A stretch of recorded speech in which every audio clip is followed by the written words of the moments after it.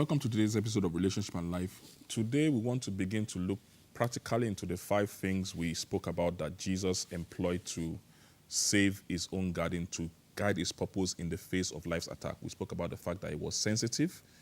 Number 2, we said he carried his teammates along. Number 3, we said he established a schedule for them. Number 4, we said he watched and prayed.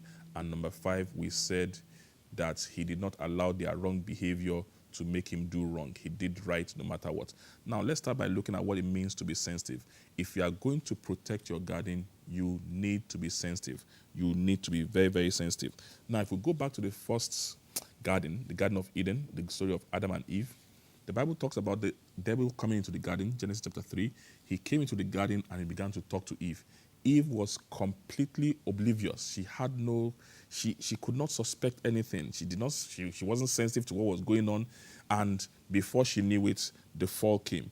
But in Jesus' case, just before then, if you read in the book of Luke chapter 22, when they were having the final meal, the covenant meal or Last Supper we call it, they were all eating at the same table. And Jesus said to them, he said, there's somebody that is eating with me on this table who will betray me. And they said, who is it, Lord? Who is it, Lord? Is it me? Is it me? Is it me?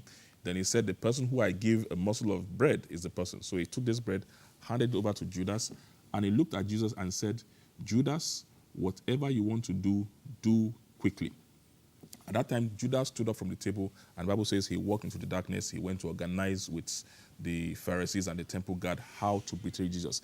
Jesus was sensitive to the fact that something serious was coming his way, that a challenge was coming his way, a lot of attack was coming his way, and he was not lackadaisical about it. The Son of God took this thing seriously. Now, the Bible says in the book of Proverbs chapter 27 and verse 12, Proverbs 27 verse 12, it says, a prudent man foresees evil and hides himself. The simple man passes on and is punished. I'll read that again. A prudent man sees evil and hides himself. The simple man passes on and is punished by it. What does it mean? It means that the wise man sees evil and takes action. Now, hiding doesn't mean you go to hide. It just means that you see evil, you see trouble coming, and you take proactive action. Now, Jesus knew trouble was coming, and he took action. Eve did not see anything coming. Even when she told Adam, they just walked straight and they were punished. So, the first thing to do, if you are going to survive, if you are going to protect your space, is that you must learn to anticipate trouble. That is, not expect trouble and all that. Understand that trouble comes. The book of Luke chapter 17 verse 1, it says, offense will surely come. Some things in life happen. Trouble come, attacks come. It's important you prepare for it. It's important you anticipate it and prepare for it. I say jokingly that there's nobody that faces trouble and the trouble sends you text message that says, 5 o'clock tomorrow morning, I'm coming to attack you. Or the devil says that, you've been married for 5 years, on the 17th day of the month of October, I will come and attack you. Nothing like that. But what do you need to do? You need to be sensitive that these things happen and prepare for them. Jesus was sensitive to the coming of trouble and he prepared for it. So he knew that, listen, God had told me that I would be betrayed. He had told me I would go to the cross. And the cross was serious. The pressure of the cross was real. And as he was beginning to build up with him, he did not say, listen, I can handle it. I'm the Son of God. The angels he's giving his angels shadow over me. He consciously was alive to the reality of the trouble and he did something about it. He took initiative to do something to protect himself. So the question is this: how sensitive are you to the things going on around you? How sensitive are you to the movement of the devil? How sensitive are you to the attacks of the enemy against your home? That is the first level of defense. If you are not sensitive to what is going on around you, like Eve, then you might just lose out. It's important we understand that the first step to protecting your marriage, the first step to protecting your space is to be sensitive. We'll take a break now and we're back after the break. Please don't go away. The decision on whom to marry is perhaps one of the most important decisions that you can make in life. Unlike any other decision you make in life, the decision on whom to marry has a far-reaching direct impact on your life. Sadly and unfortunately, most people fail to prepare adequately for this all too important life decision. In this book, Before You Say I Do, by Adeniyi Adekunle, you will find points to consider before proceeding to the marriage altar and down-to-earth practical questions to ask yourself before saying, I do. Experience God's life, light, and love as you join our church family this Sunday at the Helpers House, venue, Kwoti Event Center, 171 Bagada Oworonshoki Expressway, beside EcoBank, opposite UPS, First Federal Bus Stop, Bagada, Lagos. Time, 9:30 a.m.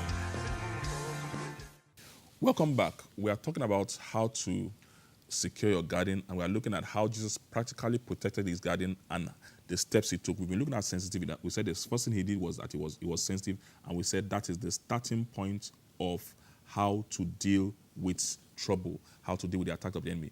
Jesus was sensitive enough that he said to his disciples, he said, listen, there is something going on with him. They had never heard him say before. He said, listen, my soul is sorrowful. The Bible says he first began to be in distress. That was inside him. They didn't know anything. Then he said, my soul is sorrowful unto the point of death. That is, he was sensitive, and he now took action. He now told his friends, his partners now, he said, come and pray along with me. That is, he said his partners, he called them, he carried them along into what was going on. He said, listen, this is our space. Something's about to happen to it. Let's do something about it together. Now, put that aside with what Eve did. Eve was talking to the devil. The devil knew from beginning that he was after her, he was after their home, he was out to destroy it. But Eve was not sensitive to it at all.